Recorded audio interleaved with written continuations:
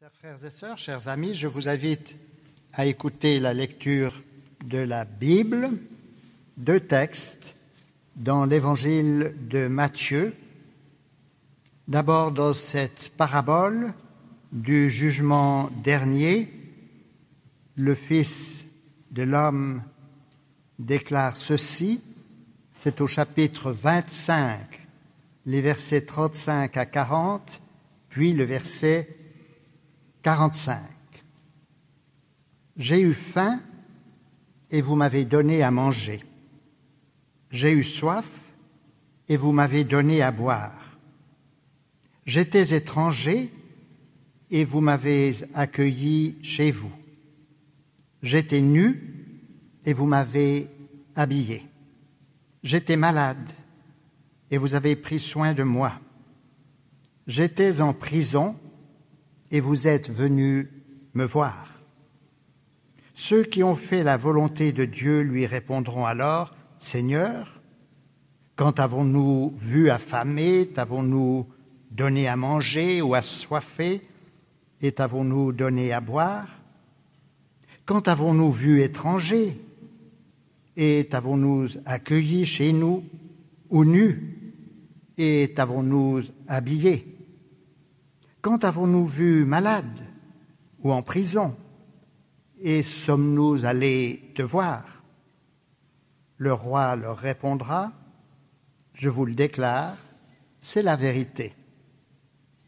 Toutes les fois que vous avez fait ceci à l'un de ces plus petits de mes frères, c'est à moi que vous l'avez fait. Puis, un peu plus loin, au verset 45, je vous le déclare, c'est la vérité. Toutes les fois que vous n'avez pas fait ceci à l'un de ces plus petits, vous ne l'avez pas fait à moi non plus. Et puis dans l'évangile de Matthieu, Jésus prie à Gethsémanée, c'est au chapitre 26, les versets 36 à 38. Jésus arriva avec ses disciples à un endroit appelé Gethsémanée. Et il leur dit, « Asseyez-vous ici pendant que je vais là-bas pour prier. » Puis il emmena avec lui Pierre et les deux fils de Zébédée.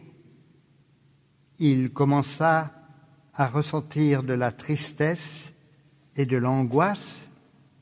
Il leur dit alors, « Mon corps et mon cœur sont pleins d'une tristesse mortelle. Restez ici et veillez avec moi. » Ô Éternel, ta parole est une lampe à mes pieds, une lumière sur notre sentier. Éclaire-nous par cette lumière. Amen. Je vous invite à chanter le cantique 214, les strophes 1, 2 et 3.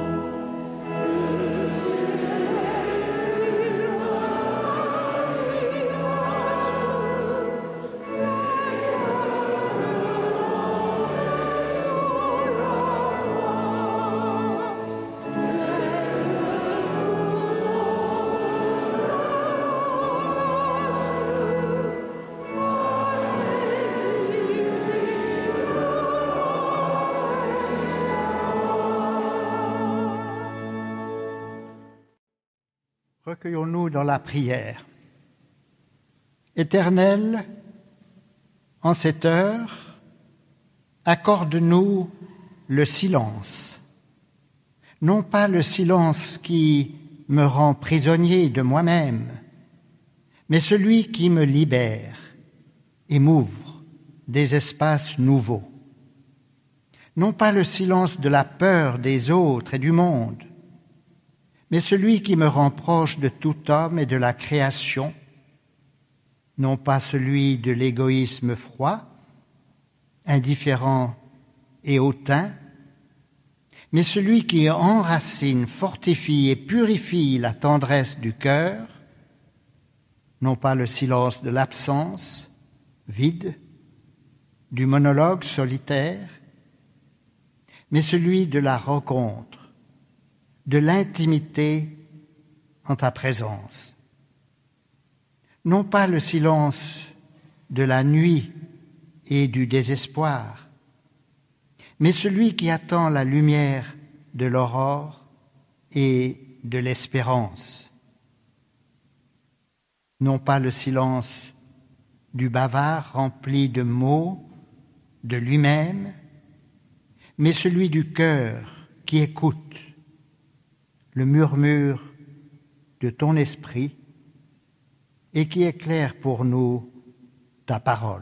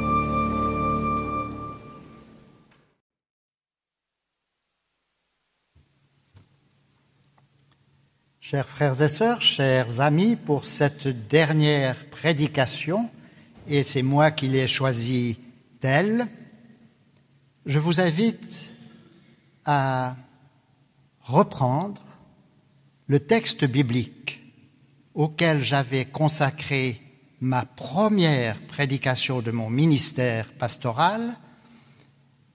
C'était le 26 mars 1964, ici même, pour un jeudi saint. Et j'avais retenu ces 3 mots de Jésus que nous avons entendus tout à l'heure. Il les adresse à quelques disciples: veillez avec moi. J'aimerais dans cette prédication récapituler quelques-uns des thèmes qui ont nourri ma prédication depuis plus de 50 ans. Rappelez-vous le récit de la tempête apaisée par Jésus sur le lac de Tibériade. Jésus dort dans la barque et les disciples sont réveillés, terrorisés. Ils voient que leur embarcation va sombrer.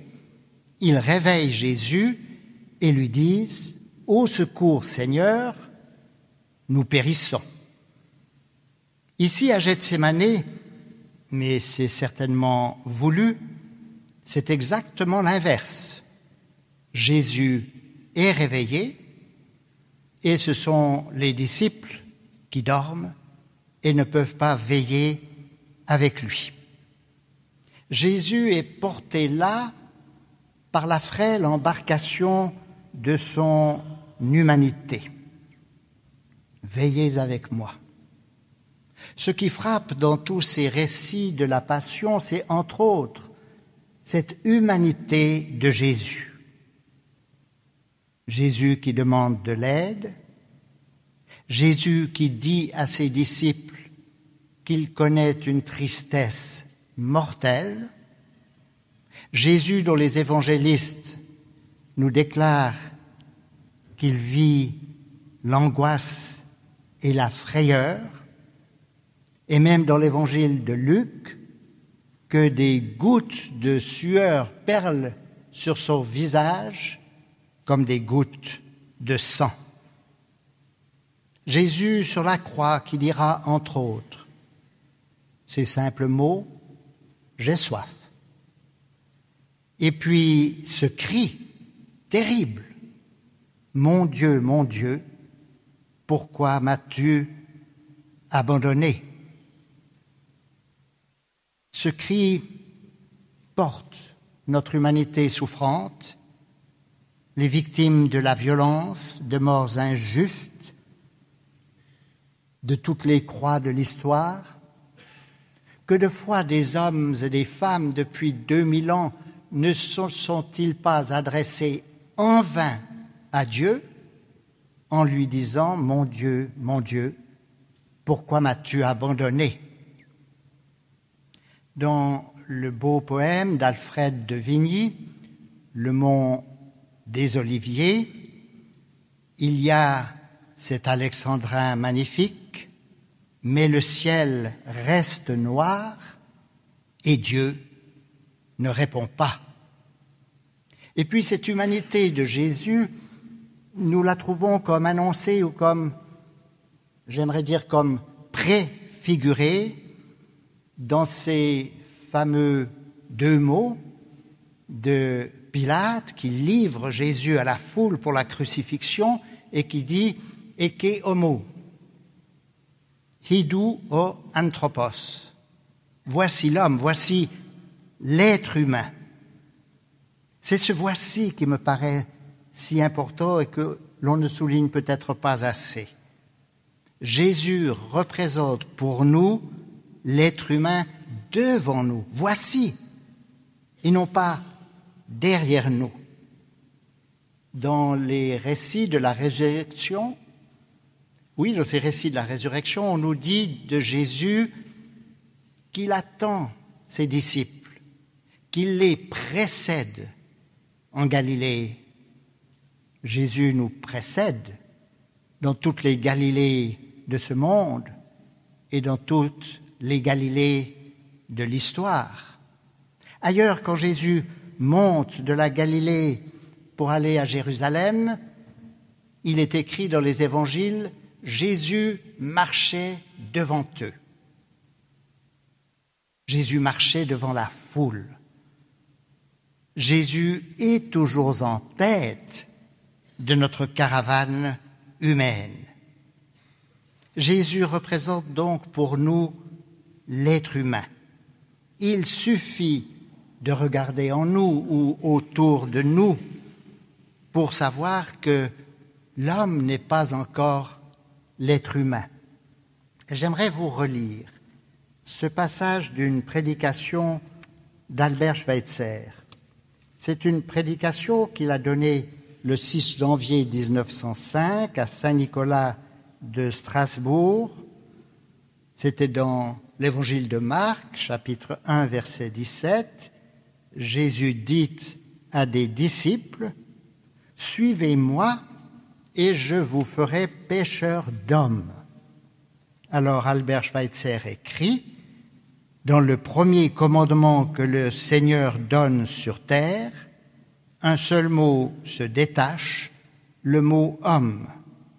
Il ne parle pas de religion, de foi, de l'âme ou d'autre chose, mais uniquement des hommes. Venez et je vous ferai pêcheurs d'hommes. C'est comme s'il disait aux générations à venir, pour commencer, vous allez tâcher que l'homme ne périsse pas. Suivez-le comme je l'ai suivi et rejoignez-le là où les autres ne le trouveraient plus, dans la boue, la bestialité, le mépris. Allez à lui et soutenez-le jusqu'à ce qu'il redevienne un homme. Et Albert Schweitzer d'ajouter, Jésus a soudé si étroitement l'une à l'autre religion et humanité qu'il n'y a plus de religion sans véritable humanité.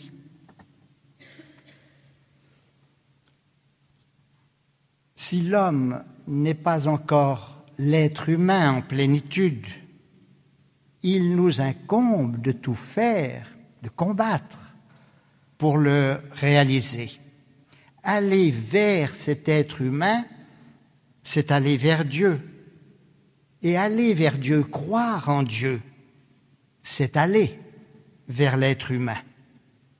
Théodore Monod, que j'aimais avec tous les pasteurs de l'oratoire, voir assis là en face de la chaire, Théodore Monod, l'homme du désert, écrit dans ses carnets en parlant d'hominisation, c'est un mot qu'il emprunte aux paléontologues, le primate. La veut-il vraiment, cette difficile, cette héroïque hominisation?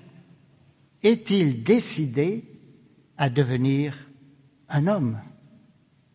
Et Théodore Monod d'ajouter, la civilisation véritable est une conquête permanente, quotidienne. C'est quelque chose que l'on tient à bout de bras, au prix d'un extrême effort, et qui, au premier signe de relâchement, s'effondre dans la sauvagerie la plus affreuse. Alors, et ce sera là la deuxième étape de cette prédication qui comportera 3 moments, veillez avec Jésus, veillez avec moi. Nous l'avons compris, c'est un combat, c'est une lutte dans un esprit très souvent de révolte. Et j'ai parfois cité, là encore, Alfred de Vigny dans un autre de ses poèmes, c'est La mort du loup, qu'il conclut par ces mots, souffre et meurt sans parler. Mais le christianisme n'est pas le stoïcisme. Nous n'accepterons pas des souffrances et des morts injustes sans parler, sans protester, sans lutter. Toute la vie de Jésus, d'ailleurs, est un combat contre le mal, contre les souffrances, contre la mort. Et Jésus réintègre les exclus dans la société, les prostituées, les collecteurs d'impôts et les péagers, les lépreux qui étaient parqués en dehors des cités parce que jugés impurs. Jésus donne la vie, il guérit. En lui se révèle ce dynamisme divin et créateur. Veiller avec le Christ, c'est à notre tour, à son exemple, assumer notre vocation créatrice. Dans le livre de la Genèse qui ouvre la Bible, dans ce grand mythe très profond et poétique de la création, il est dit que l'homme a été créé à l'image de Dieu. Cela ne veut-il pas dire largement que nous avons été créés créateurs? Et Jésus semble confirmer quand il déclare « Celui qui croit en moi fera lui aussi les œuvres que je fais, il en fera même de plus grandes. » Mais quiconque aurait soutenu cela, si ces mots ne se trouvaient pas dans l'Évangile et dans la bouche de Jésus, serait jugé complètement hérétique et blasphémateur. Celui qui croit en moi fera lui aussi les œuvres que je fais, il en fera même de plus grandes. Nous sommes très loin de toute une tradition chrétienne avec de telles paroles, insistant sur l'homme incapable de faire le bien, sur cet homme réduit au néant de sa condition mortelle et pécheresse. Non, ce n'est pas là une vision négative que nous avons.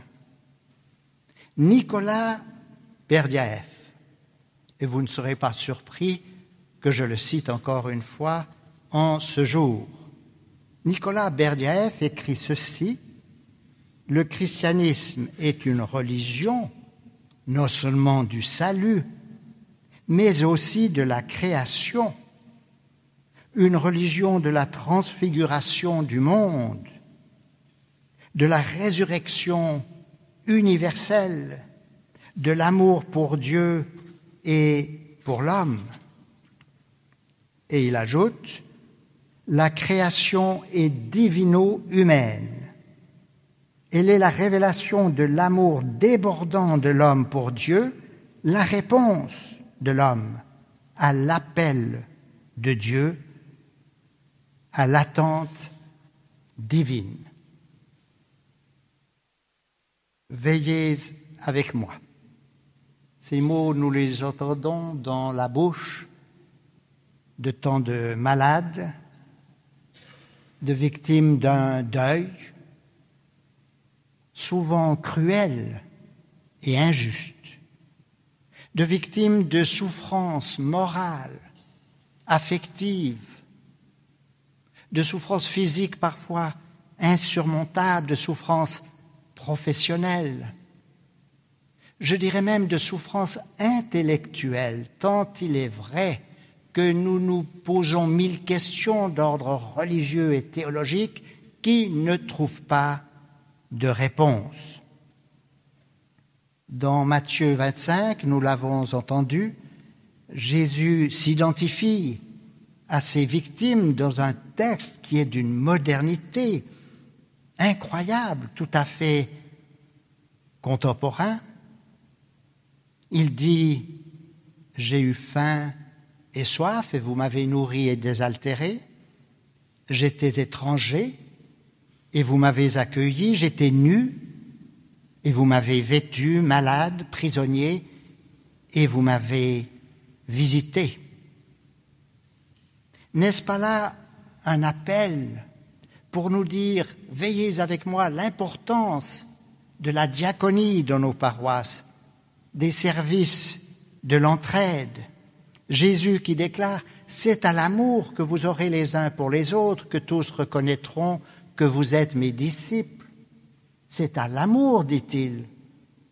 Et il n'ajoute rien à cela. Tout ce qu'on ajoute à l'amour, en quelque sorte, est en moins. C'est à l'amour, et non pas à des dogmes, à des doctrines, aussi magnifiques et grandioses seraient-ils. Ce n'est pas à des credos et à des confessions de foi, aussi justes, fidèles, rigoureux, orthodoxes seraient-ils. Ce n'est pas à des églises, quelle que soit leur importance. Alors je citerai aussi Wilfred Monod. Wilfred Monod a été pasteur de cette paroisse de 1907 à 1938. Pendant 30 ans, il a prêché dans cette chaire. Wilfred Monod, qui est le fondateur de ce centre social, la Clairière, en plein quartier des Halles, alors déshérité. Et Wilfred Monod déclarait dans une prédication « Mieux vaudrait avoir vécu sans religion que d'avoir vécu sans amour. Mieux vaudrait avoir servi Jésus-Christ sans le nommer que d'avoir nommé Jésus-Christ sans le servir, que d'avoir nommé Jésus-Christ, que de l'avoir même confessé et chanté. » Dans chaque numéro d'Évangile et Liberté se trouve un petit encadré où nous disons nos principes, par fidélité au message évangélique. Et l'un de ces principes dit que nous affirmons la primauté de la foi sur les doctrines, d'une foi active, d'une foi vivante, d'une foi incarnée, parce que le protestantisme libéral est inséparable d'un christianisme pratique conjoignant à la fois un christianisme spirituel et un christianisme social. Les cultes, les rites, les doctrines séparent, nous le savons bien, les églises chrétiennes, les confessions chrétiennes.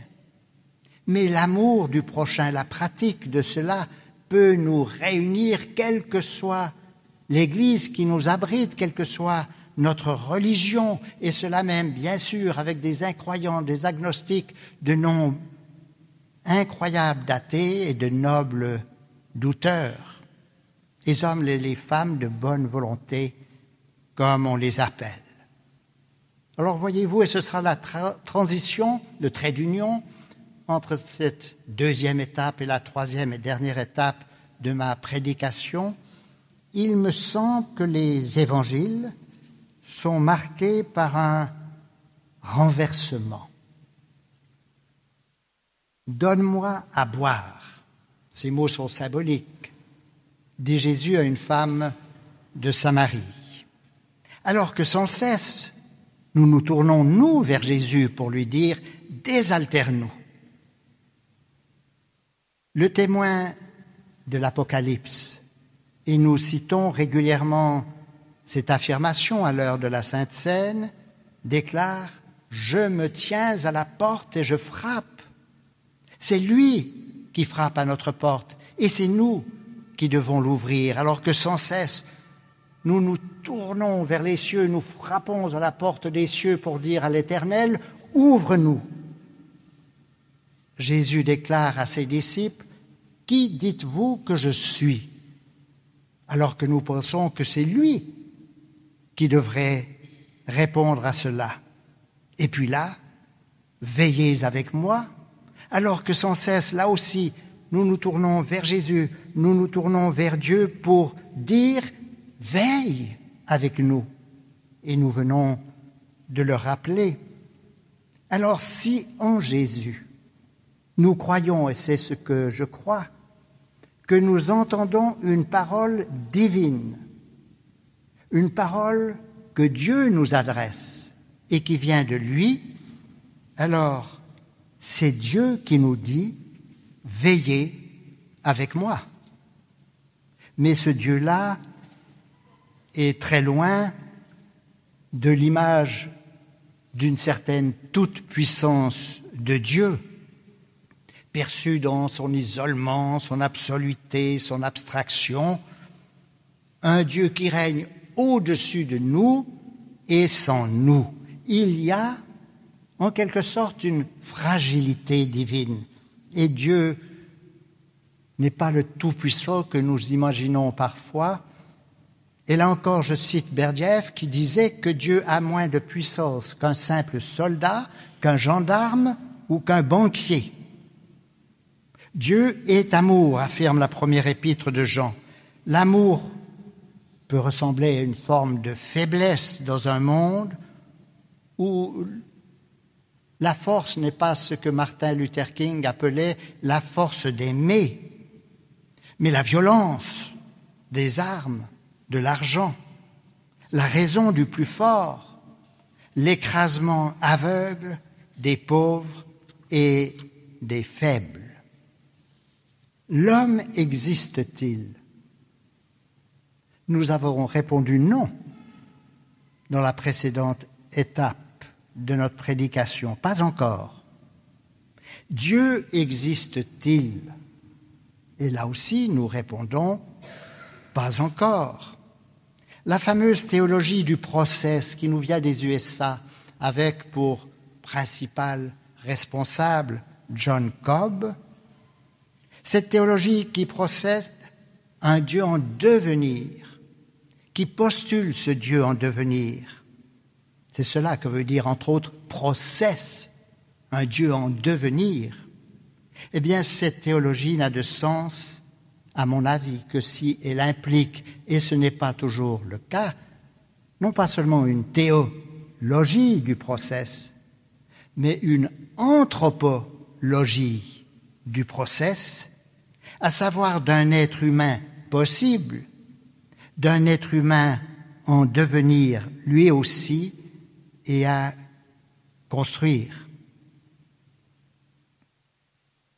Il dépend de nous très largement que Dieu se réalise en plénitude. Croire en Dieu, c'est vouloir que Dieu advienne, fait tout faire, comme le dit Paul, pour que Dieu soit un jour tout en tous. Et Wilfred Monod encore disait de Dieu, il faut vouloir que toutes nos facultés deviennent les complices de son avènement, les alliés de sa cause. Mais voyez-vous, dans l'Évangile lui-même, il y a cette poignante interrogation de Jésus. Quand le Fils de l'homme reviendra, trouvera-t-il la foi sur la terre? Ce n'est pas là une question formelle et rhétorique. Elle admet un risque d'échec que reconnaît aussi d'ailleurs la théologie du process. Le futur pour Jésus est incertain. C'est là une question angoissée qui appelle, qui dit notre responsabilité humaine. N'éteignez pas l'esprit E majuscule, l'esprit de Dieu, dit l'apôtre Paul dans la première épître aux Thessaloniciens. J'aime citer cette épître parce qu'elle est le plus ancien écrit du Nouveau Testament, puisque les grandes épîtres de Paul ont été écrites avant les évangiles, et qu'elle est même le plus ancien de tous les écrits chrétiens jusqu'à ce jour. N'éteignez pas l'esprit de Dieu. Nous pouvons donc éteindre l'esprit de Dieu. Et c'est pour cela que Paul nous demande d'être collaborateurs, ouvriers avec Dieu. Il ne s'agit pas de se tourner vers le passé et vers une croix,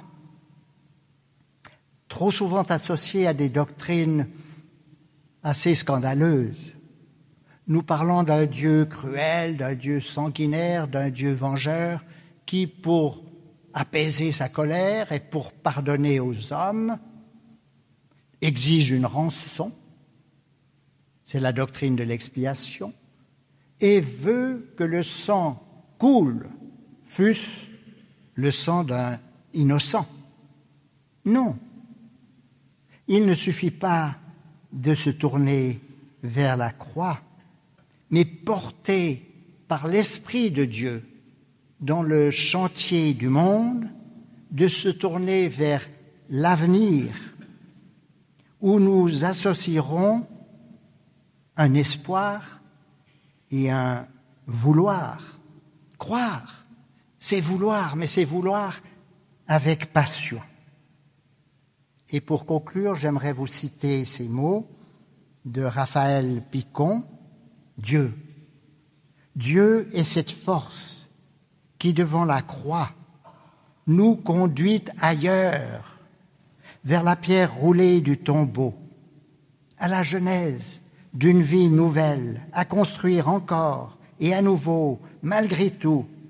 C'est une lutte héroïque contre la fascination du morbide, contre l'idée selon laquelle nous serions voués à la perte, à la mort, à la désolation.